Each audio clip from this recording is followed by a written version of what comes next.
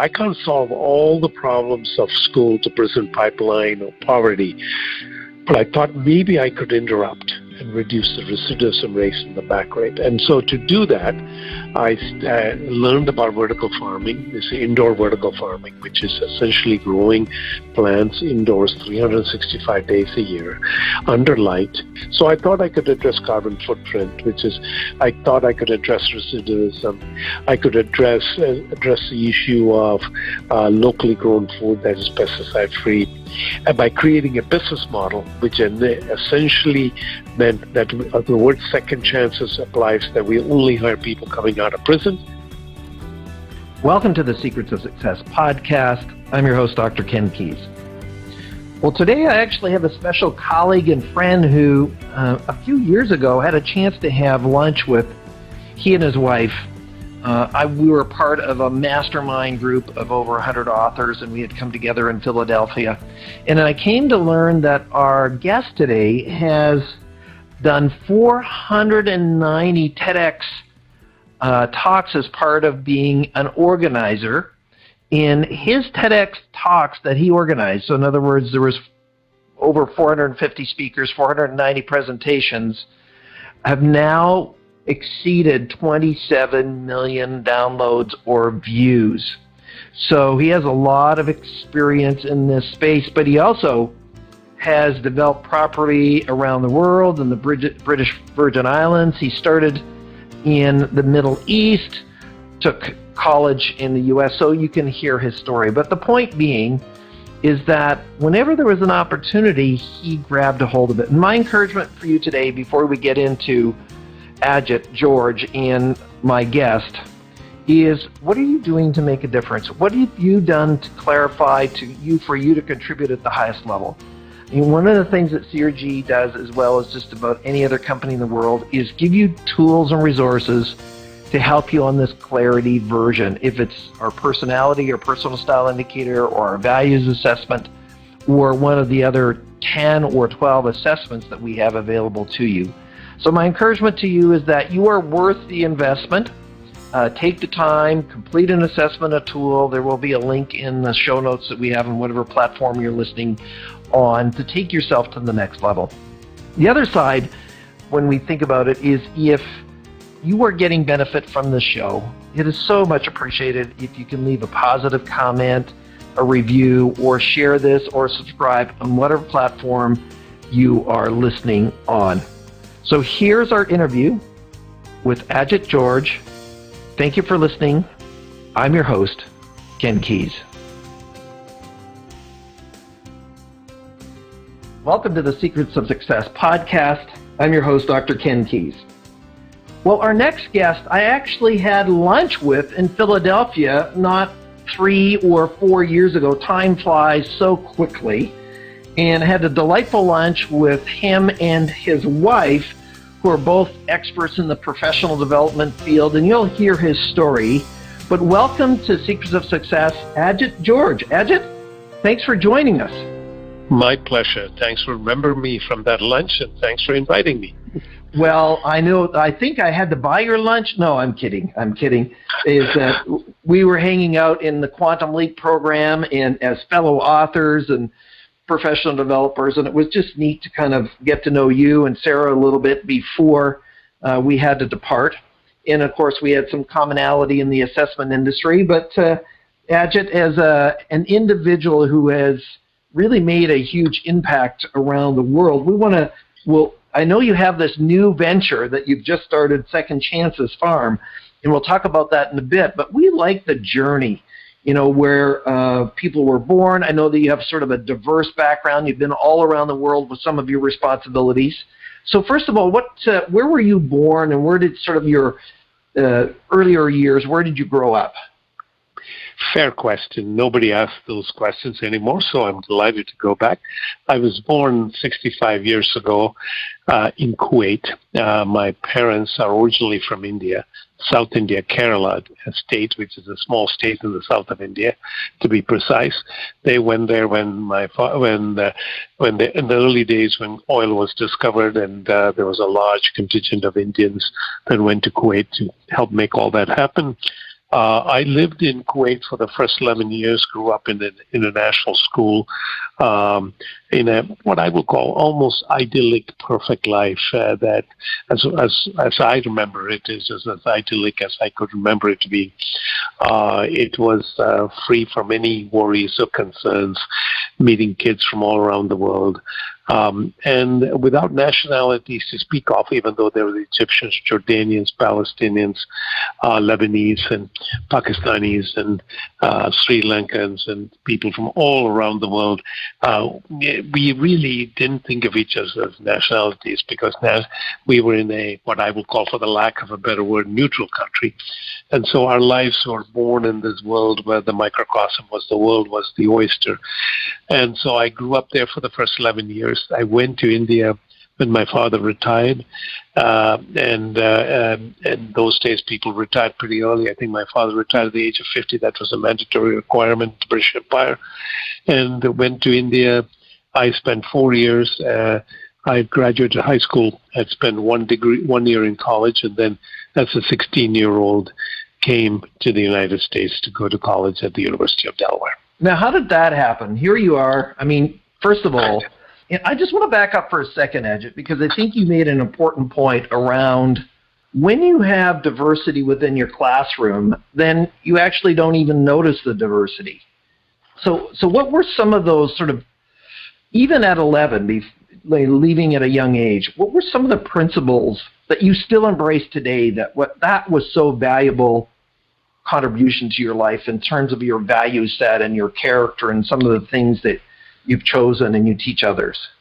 Well, I think for me it was learning that we grew up, growing up in Kuwait. Kuwait was a primarily Islamic country, but there were Christians, there were Hindus, there were Buddhists, there were Jains, and there were different kinds of Islam. And so there were also Palestinians who were Christians, which people sometimes don't realize there was a significant Palestinian population that was Christian.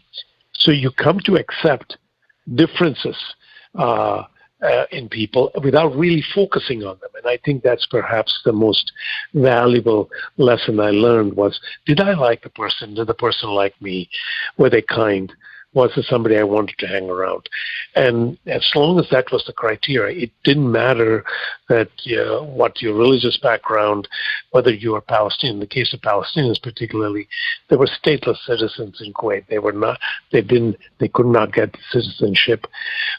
Or if for different parts of India, there were people there, obviously, with different differences. In Pakistan and India that have fought wars since their creation of Pakistan, we were going to class, playing soccer, playing badminton, being in the swimming pool. It didn't matter. So I think having a neutral territory is what I would describe our setting. It really enabled us to really not focus on what I call the differences that we as geographical boundaries create through maps and religious differences. And it's very helpful to have that early. And it enabled me, for example, today, I don't worry where I am a practicing Christian, I'm an Episcopalian, but it doesn't matter whether somebody is an agnostic or an atheist or they don't believe in anything at all. I think it's all about, it has helped me to have a very diverse selection of friends without becoming very narrow in how I choose. Well, hence the reason you're on this podcast, because you're a nice person. Well, if I am nice, it's because of all the people who are nice to me, not because of me. So. Well, that little bit of humility just snuck out there on you, so I'm calling you on it, Ajit. Thank you. With that, what was really driving, and thank you for that wisdom, what was driving your decision and also courage to come to the U.S. at 16? Well, I had a choice. Normally, people from India would go to the United Kingdom for their higher studies because that's in the British Empire. That's what you did. You went to Cambridge, you went to Oxford. Obviously, there are other schools also. But I wanted to go to a place that was not rigid and bound by tradition. as much as England is a very interesting place, it is thousands of years of tradition, and I just did not believe I would have the same opportunities that I would have in the U.S. If I went to the United Kingdom. So early on, I said if I had a choice to go anywhere, it would be the United States, because it was, to me, the land of freedom. And now I came here in 1970, so it'll have been literally 50 years this year since I came. And I continue to believe, and having traveled to over 100 countries in the world, lived in numerous countries, that there is no country as interesting and diverse and complicated and messy and God all his blips as the United States. And so I think the choice at that point was go to the United Kingdom, which would be the normal place, mother country, and because India and the UK had a long relationship, Kuwait had a long relationship with the UK, or come to what I would say a fascinating new whole place like the US. It was, and it was clearly sounded much more exciting because it didn't have all the tradition that I needed to fight to become equal. Exactly. So then what university or college did you go to coming over? I went to the University of Delaware, which is a place in the East Coast of the United States, and then finished my undergraduate and then my graduate degree at Antioch College and Antioch University. One of the interesting things for me, my parents wanted me to be a doctor because that's what and that is all they want. That's what all young boys in my family were supposedly aspiring to. And if you didn't want to be a doctor, then you needed to be an engineer. I didn't want to be a doctor and engineer. So the challenge when you have a family which has decided what you want and then you're not, then you decide what you want to be. Well, I didn't know what I wanted to be, but I ended up becoming an entrepreneur, which is the last thing my parents would have wished on me, because entrepreneur is not a job, it's not a profession. And I drifted into entrepreneurship because it gave me freedom to experiment. My father, when he died, still had no idea what he did. I think he was deeply disappointed in me that I wasn't he said, if you can't be a doctor and you can't be an engineer, you should be a teacher. Those are noble professions. And he didn't see entrepreneurship as a noble profession. So I am somewhat an accident history. I drifted, and I suspect I'm still at age 65 trying to figure out what I want to do when I grow up. Of course. Now, let's just go back. What did you get your graduate degree in? Organization development, so OD. So it really was one of the most useful things because it has helped me every day to understand how organizations and people work, and forced me to realize there's no one formula. So.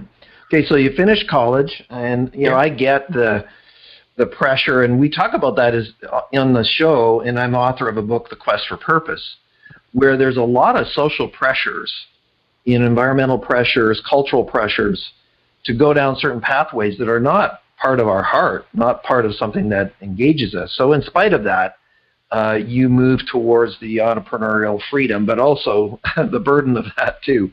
So after you finished college, what were some of the things you did after that? Well, I think the thing I did, first I worked in the nonprofit world, in public radio and public television in Philadelphia. I learned that was 1976 to 1980, and it was interesting. I got hired as director of development, which in the United States typically means fundraising, but in public radio and then public television, where I worked in the fourth largest market, which was Philadelphia at that time. What that meant is you had to learn how to beg for money on air, how to raise money on air, because that's how public radio and public television raises a significant amount of its budget is by on-air fundraising. But what it did is taught me to become a really good professional beggar. And what that meant is that I didn't take it personally when people rejected me. It taught me how to ask for something I believed in. I believed in the mission of public radio and public television. And I could learn how to tell a story. And sometimes we did 10 and 12-day fundraisers, and you had to become very focused on it and really, really go after it on an ongoing basis and really learn how to pitch. And so those were, I tell people now that I became a professional beggar. And I mean that as the highest compliment, because when you can do that, I translated that skills in 1980 and left the nonprofit world to become a real estate developer, which is not something, a profession you go to school for. I thought real estate was a way that somebody of modest means like me could acquire more assets, but enabled me to learn how to raise capital, how to ask for equity. It enabled me to do things that I could have never done. So the world of fundraising in public radio and public television really trained me for the world of raising capital. You know, when we think about it, one of the individuals we met when we were in that meeting together in Philadelphia was the individual who called himself the #1 sales rep in the world. And when you think about it from a mindset point of view, and he was on the show a couple of years ago already, there's a real adversity by a lot of the population around this concept of sales or asking for the order or asking for something. What do you say to audience or listeners who have this adversity or pushback on anything around the word of influence or sales? Well, I think, first of all, I could not sell insurance to a third party, even though I believe insurance is valuable. I think what we need to be able to do is to very simply decide what is it that you believe in. So if I believe in something and I believed in it that is value to my integrity, then I don't believe it's selling. It's persuading you to see my point. And if you don't see the value in it, that's okay. But you have to believe in what you're selling. And I think a lot of times people sell stuff that just to make money. And I think I have never been good at just selling stuff and making money. And if I did that, I probably would have been very wealthy, much wealthier than I am now. But the truth is, I could only sell things that I believed in. So I was very good at selling. I served on lots of boards and created a lot of nonprofit charities. And I was really good at selling them because I believed in their purpose. And so I would say to anyone who is doubting, you have to ask yourself, do you believe in your purpose? Do you have a mission that you believe in? And if you have a mission you believe in, then you must put it out there and you must go out and actually try to do that. And well, it's interesting. I think you have an obligation. Actually, I would go further and say you have an obligation to let the world know what you believe in. And I know that you're doing that, and so is your wife's doing it as well as a professional developer. And it's interesting. I just had somebody else as we were recording podcast today, Ajit, where he was teaching sales, but he said one of the #1 things people miss is to be interested in the other person. And really, it's not about selling your product. It's about getting to know them, about really building a relationship. And a lot of people, they're product-focused instead of relationship-focused. And if there is a benefit, then that's something that links into it too. So I just thought I'd interject that. Now, thank you. Ajit, one of the things in your bio is you had this responsibility in the British Virgin Islands or something, in this luxury hotel, or tell us about that. Where did that pop up in your life? Almost everything in my life is an accident history. I got introduced to the British Virgin Islands in 1982, and I was very young, but of course, when you're very young, you also think you know everything. But anyway, that journey ended up me being a real estate developer down there for the better part of 28 years. I commuted between Wilmington, Delaware, and the British Virgin Islands either every other week or every 2 weeks for those 28 years, which was a pretty interesting way of keeping sanity in both places. And I developed undeveloped 46 acres of land into a luxury a villa resort. It was extraordinary experience. It was an interesting time to do it. At that time, and even probably up to now, it's one of the largest projects from ground up, because it had nothing but a dirt road, and so we had to put in infrastructure, in the utilities, in underground. I did that, the water desalination plant, and then sell people on the idea that a home to have a second or third or fourth home, depending on what their wealth was, in a very remote area of this remote island, was a good idea. So it was a great experience, and I enjoyed it. And I left that assignment in 2010. It coincided with my wife Sarah moving from London back to Wilmington, back to the United States as a managing director of Accenture. She had a 3-year assignment, so we lived 3 years in London. Again, I commuted from London to the BVI, and so in 2010, really all that commuting came to an end. It was time to start a new journey in my life, and that's somewhat how I got into TEDx in 2011.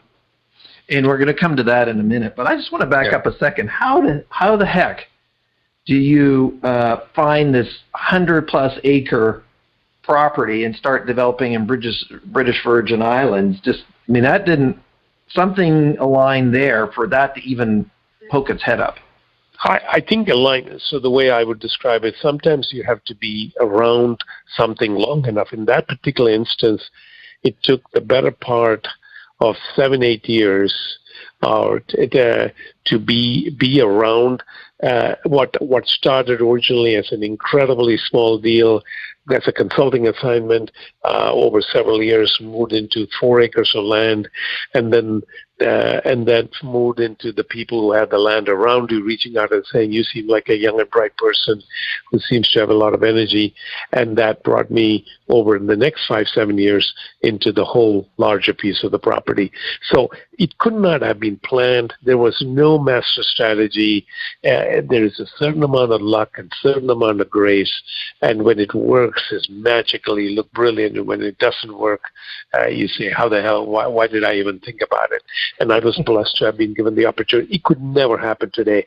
And partly because the cost of entry into a project like that today, just to do planning work, just to do the environmental work, would be more staggering than you could imagine than what it was then. Before, in those days, you could do it for nickel and dimes, prayer and hope.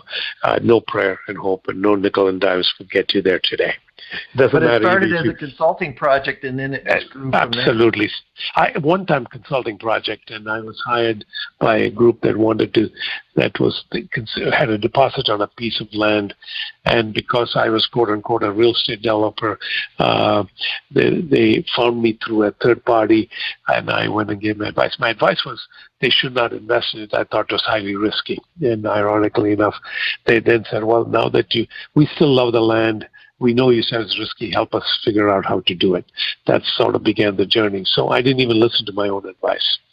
So, when you think about this, the length of time, the scale of this project over all those years, what did you learn from that experience that the audience members can benefit from, Ajit? Well, I will tell you the most important thing is I learned out of it is never lose.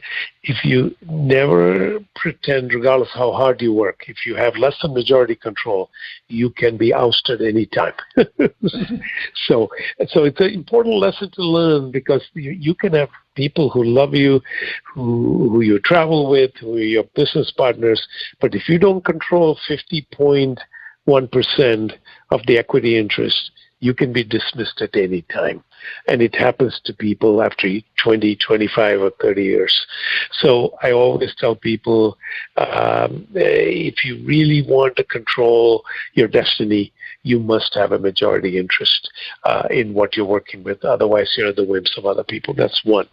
The other part of it is having fun in what you do. I had fun every day in what I did because I did not consider it work that I was doing, because I was creating this sort of thing that nobody needed, which was a luxury villa resort.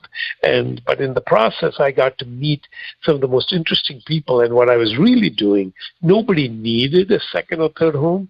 What they were trying to do was they had their own dreams that they were trying to meet. And I felt I was helping them help them satisfy their dream. In many ways, I was a dream builder, and I was helping them set their dreams. And the size of their dreams differ. For some people, it was a small 2-bedroom house, luxury house, because there's nothing inexpensive there. And my largest person I helped create dream was somebody who ended up building a $15-16 million house, 41,000 square foot house, plus a lot of other real estate they bought. And then eventually, after I left, they even put a golf course on the property. It's about, everybody's dreams are different, even though you're on the same property. It's figuring out, and again, listening to what people want as opposed to what you want to sell them. So part of this is the art of listening. And the spectrum of buyers on anything, doesn't matter what it is, people have different needs, and paying attention to that is a very useful thing. Cool. Well, that's pretty. Now, are you still friends with the individual who had the $15 million home? Yeah, we have a home in the British Virgin Islands still. It's 2 blocks away.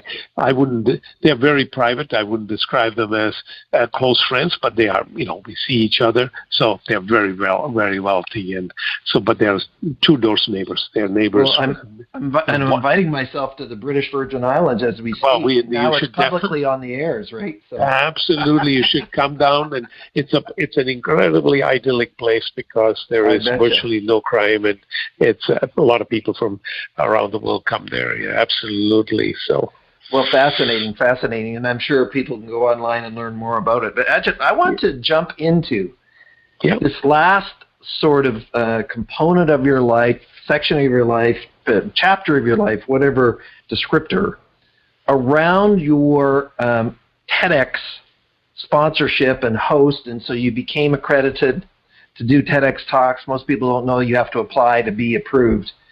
But you started that on the East Coast back in 2010, 2011. Nearly 500 presentations. Do you recall how many downloads from your TEDx events have now accumulated? I just opened it up while you were talking, because we have an online on our website, TEDxWilmington.com. It's on every night at midnight. It crawls up to YouTube to get an updated number. The number as of midnight last night was 27,598,969 views as of last night. So, ladies and gentlemen, you're listening to somebody who is now propagated, or whatever word we want to use, 27 million views on YouTube. And as a TEDx host and individual, congratulations on that. So how did you get into that as a sponsor and somebody that's hosting one of those events?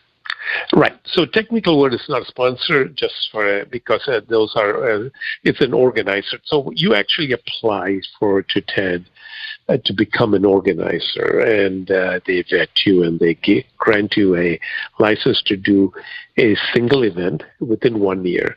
The condition of that license is you cannot make any money personally. You can pay other people. You can raise money to organize the event, because events like that cost a lot of money to run if you do it well. And then if you do it, then you can apply for another license and another license. So the bottom line on it is each license, there are 32 events, so I have 32 licenses.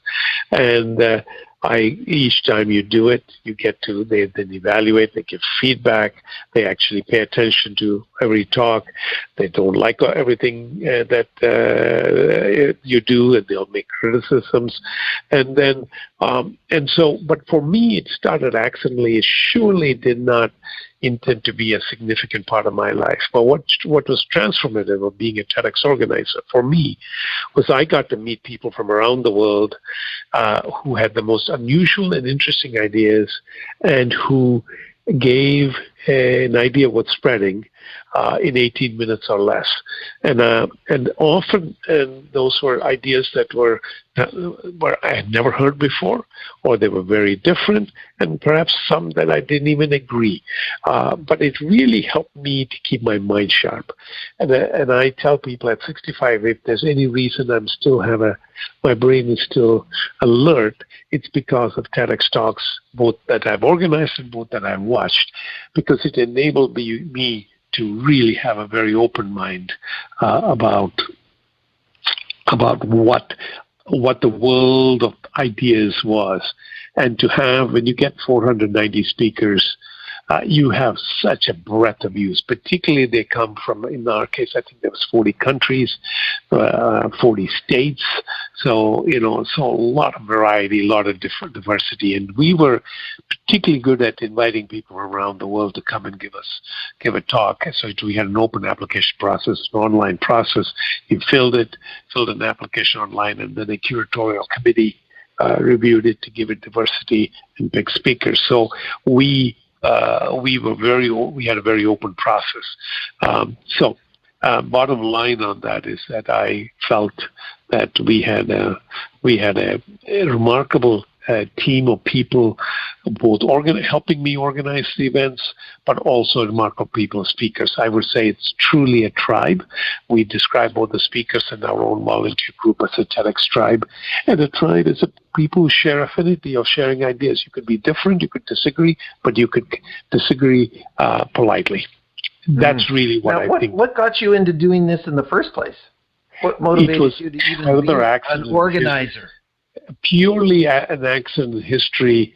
I had a friend who he and I were working on a project together, and we needed a platform to share some ideas.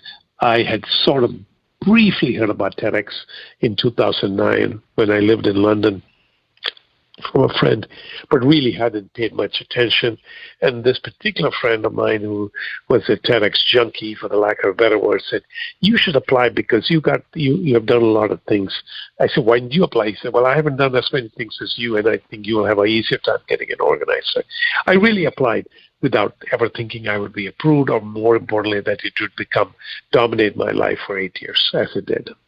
And so it's one of those things. It's like almost everything I've done is an accident in history. It just sort of, it's not deliberate, but it entered my life and then it possessed me. So possessed you, it did. When you think about the amount of events that you did for TEDx during that window of time, 7, 8 years that you were fully invested in that. When you think about 32 events, we do small events. I mean, it's just all-consuming to be able to put all of that together. Now, with that being said, Ajit, I want to push the boundaries a little bit and say, what were the most beneficial insights, if there is such a thing, with 490 presentations that you captured from that experience of being a TEDx organizer? What were some themes or clues that our listeners could benefit from, that you just say, these are gems that everybody needs to embrace or consider at least?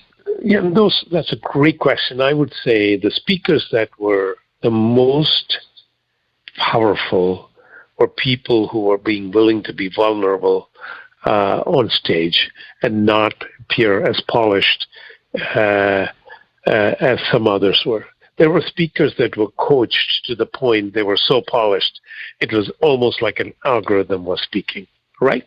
They gave great talks, but they were polished. There was no humanness in them, almost no humanness in them, but because they wanted to appear perfect, because this was like being a New York Times bestseller. A lot of people saw this as a very important thing. And, we have now people who have given TEDx talks at TEDx Wilmington our top speaker has over 3 million views. So it matters, it really matters in that when you have that many views. But in reality, that particular speaker, who happens to be a woman named Galit Goldfarb, she came from Israel to give this talk. She didn't even tell her friends in Israel that she was giving a talk because she didn't think it would be a great talk. She didn't even tell her husband, who only speaks Hebrew, that she was going to give this talk. She came by herself, gave this talk, and essentially left it, did it without no expectations. And I think it appealed to a lot of people around the world. It was about a different kind of diet. I think it was called the gorilla diet. But it came from her heart. It was based on a lot of knowledge. She had done it. But the truth of the matter is, I think when people have an idea we're spreading, to speak it with it, it's okay to make a couple of mistakes. And I would tell you, the speakers that have done it well, if you take the top 50 speakers, more often than not, I would say humor was an important part of it. So learning how to make people laugh at yourself and laugh at themselves is important. We don't do that enough, again, because we want to be seen as serious and successful. We avoid laughing at ourselves. And I think if you can laugh at yourself and people can laugh with you, I think that's a really important asset. So I think being vulnerable. And then the other part is not to be pompous. I think some people, because they have a PhD or a medical degree, or they give a lot of statistics and the facts, and they want to appear like they are the resident expert on the subject, then we honestly should not listen to them. But they are pompous people. We try to coach that out of them. But what I've learned, if I had one thing I've learned out of it, is you cannot coach pompous people from being pompous. They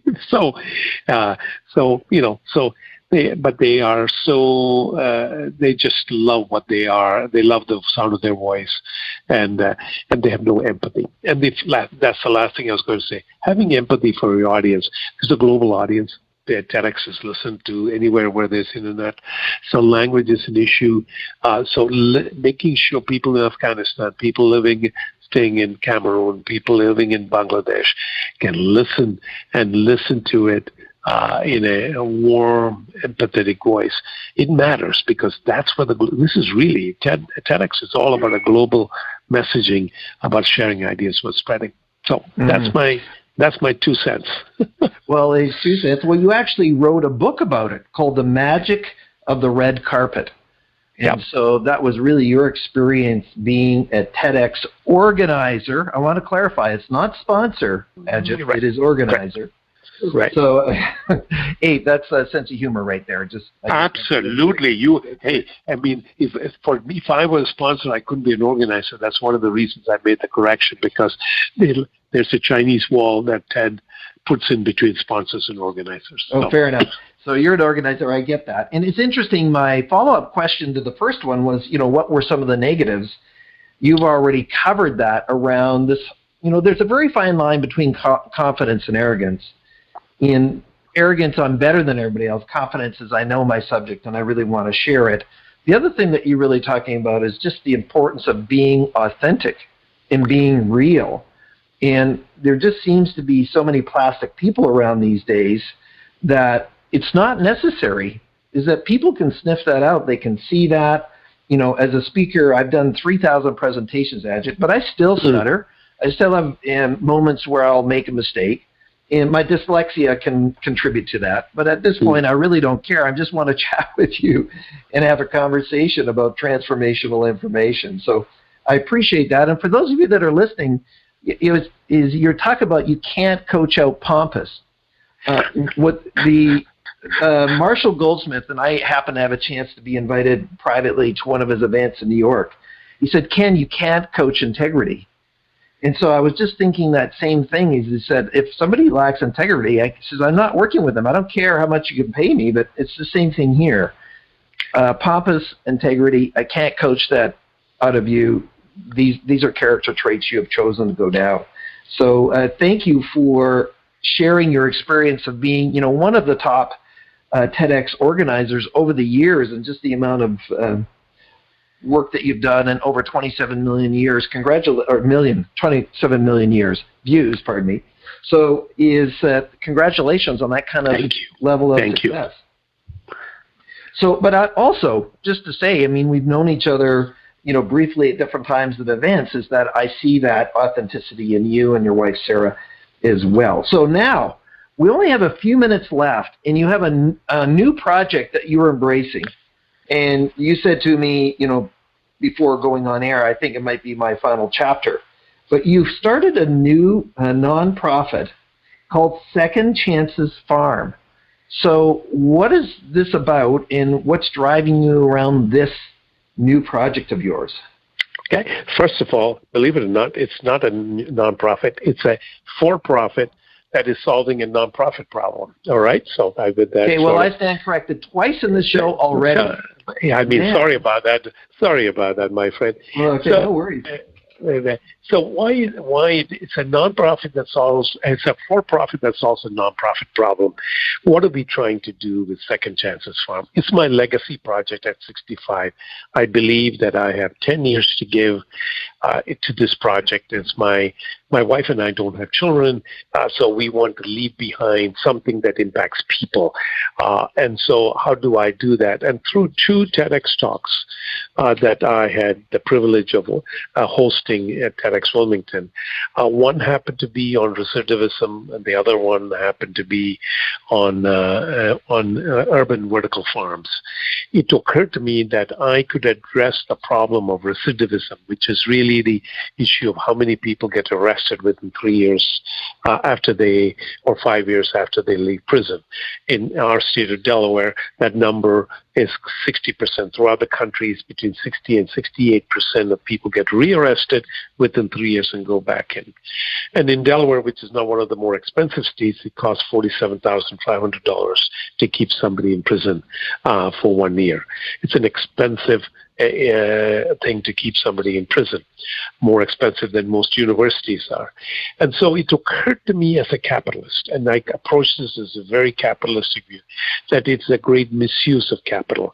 What could I do? I can't solve all the problems of school to prison pipeline or poverty, but I thought maybe I could interrupt and reduce the recidivism rate and the back rate. And so to do that, I learned about vertical farming. This indoor vertical farming, which is essentially growing plants indoors 365 days a year under light, chemical-free, pesticide-free, herbicide-free. We grow it locally in local communities, and we would distribute food locally, so transporting it from one end of the country to the end. So, for example, most of the lettuce we eat this week in Delaware comes from California or Mexico or Arizona or somewhere else. Long distance with carbon footprint involved. So I thought I could address carbon footprint, which is, I thought I could address recidivism. I could address the issue of locally grown food that is pesticide free, and by creating a business model which essentially meant that the word second chances applies, that we only hire people coming out of prison. The farm involves the indoor vertical farm. We combine those ideas, and the idea is over a 10-year period, we would create a for-profit business that is profitable. And when the initial investors exited the business, the folks who are returning citizens who joined us in that particular farm, on every other farm that came in, they would then benefit. We would earmark 10% of that of the total equity of the company for them, so that we essentially say we are creating a new crop of compassionate capitalists in addition to plants. And so that's really, it is a much bigger project than I realized when I started. I wanted a small legacy to leave behind. And what I learned is you had to be at scale. So the farm that we are growing is in a 47,500 square foot building that we acquired in September. One half of the farm we call affectionately Farm 1. When it's fully set up, will grow almost 4,400,000 plants a year produce a year. That's a lot of produce. It'll hire 30 people full-time who are returning citizens and give them an economic opportunity. They'll start with that in a training program called Entrepreneurship in Residence, called that's $31,200. So we are starting with livable wages and moving them up in the ladder where they can really become part of the whole industry. So it's a very ambitious model with a lot of twists and turns, but it's really around attacking recidivism, change and growing food locally, and trying to combine two very disparate ideas and giving sustainability by making it for profit. Because if you made it nonprofit, you had to go out and you raise money year round. We want to be profitable, so you didn't have to raise capital except in year one. Well, thanks for correcting me on that. And I'm not sure if you knew or not, but I have an agricultural background in a diploma in agriculture. So we have a lot of greenhouses that are out here. And when you think about vertical farming, you even see on a lot of these design shows where people do live walls, and that's really just vertical farming, but it's more of a live wall for plants and be able to do your carbon exchange and your oxygen production through the plant. So that's pretty cool that you're doing that. And hydroponics has moved into a whole new automated role, hasn't it? Well, what you can do is you can grow. The advent of LED lights has made it really possible. The new LED lights reduces heat, reduces electricity consumption, and you can grow more plants in a smaller area. And so all of that has made it very attractive to do indoor vertical farming at scale. What has been, and we only have a couple of minutes left, but I do want to ask this question. What is the impact on your initial sort of group of people who have come out of incarceration? What has been the impact that you've seen just in this embryonic stage with them? So the first cohort of 10 returning citizens is it started on January 6th. They got screened from 118 applications, and we ended up picking one cohort, two cohorts, three cohorts, just so you know there were three, and the first cohort was 10. And when they started out 2 weeks ago, Monday, so today would have been... Wow, we are so fresh here. We are fresh. I would have said on the weekend before, if you had asked me that question, I would have said, I don't expect all 10 of them would show up, even though we had a very vigorous screening process. And if they and of the people who showed up, I expected 80% to make it through day one, and that by the end of the first week, I would be very happy if I got 80% of the people who started up. And I have no empirical reason to say that. Other than that, the world of recidivism and the world of returning citizens is littered with stories of people who have given up hope, and therefore it is very hard to do it. I would tell you on Friday night when I do a wrap-up meeting with the entire group every day at the end of the day at 4:30 to 5, because they work from 9 to 5. We all 10 people had made it through 2 weeks. All 10 people had made it through every day. And on the Friday, the first Friday, they get paid every other week, every week, but a week, with a week in arrears. So the first Friday, I asked one of the guys who's 64, who had returned from prison after being in prison 26 years. I said, you worked 40 hours, you're going to get paid 40 hours next Friday. When is the last time you got paid 40 hours? And he said, aside from in prison where I got 19 cents an hour, he said, it was 32 years ago when I got paid for a full 40-hour week. And, dignity matters. And that's what that made happen. All right? So I think from a practical point of view, what made me realize is what we're doing is so much more impactful than I could have ever imagined. Because imagine, for 32 years, you had not gotten a paycheck for 40 hours, people working for 40 hours. Because the scarlet letter of serving time. A huge word that, giving to people. And that's where, when people reoffend, they just, like you said, they didn't necessarily have the options. They didn't necessarily have the skills. the skills haven't been developed. And in many cases, we're actually just talking about this with some friends, because if you think about the founder of CRG, he's a criminologist and works, at producing crim degrees for people, is that if we don't train you and you come out, you've actually had a training ground in prison in the opposite, with value sets that would drag you in a different direction. So congratulations, Ajit, for putting that together, putting your neck out there. 50,000 square feet is not a small building to start off with, but I get it. I understand it. You need to be at scale. Otherwise, it just can't function. All the things to produce, to provide, to have stores, to be able to have enough to give to them. So we're already at our end, if you can believe that, Ajit. When you think about your life and it's rich, you're an awesome person, and I really appreciate you and Sarah.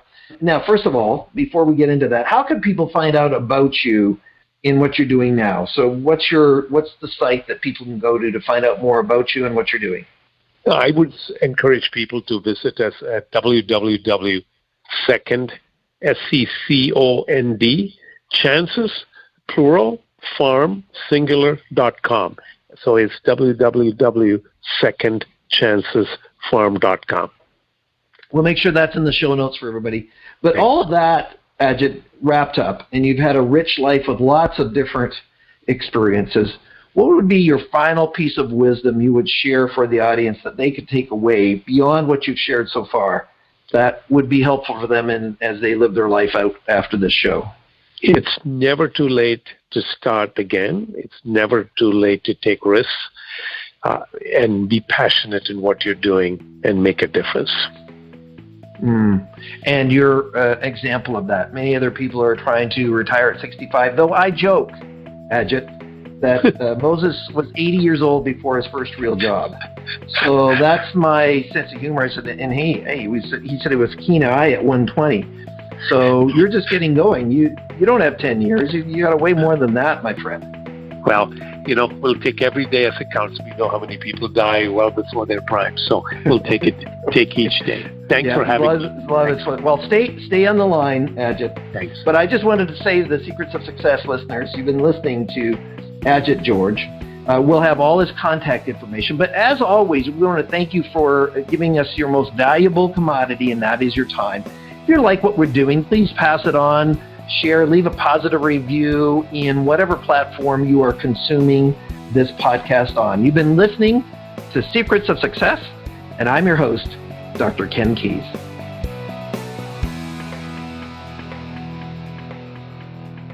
Thanks for exploring the secrets of success with us. If you want to keep the momentum going, log on to crgleader.com. Scroll to the bottom and sign up for our inspirational emails. You can also take your success to the next level by following us on Facebook and Twitter and connecting with Ken on LinkedIn.